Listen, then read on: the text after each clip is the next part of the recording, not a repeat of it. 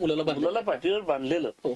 आता हे जे मुलं आहे त्या मुलाचं नंतर काय झालं? बरोबर. हा.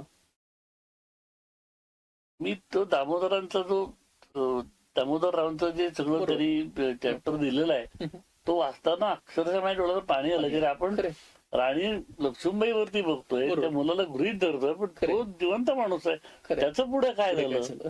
आणि हृदयात राहावं कशा प्रकारचं वर्णन त्यात आलं. मला वाचायला मिळालं. खरे. ती राणी गेली बरोबर.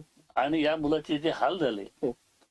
मग नंतर मला ग्राहक पंचायतीत काम करणाऱ्या माझ्या एका मित्रांनी ते जेव्हा इंदूर जबलपूर त्या बाजूला गेले होते बरोबर.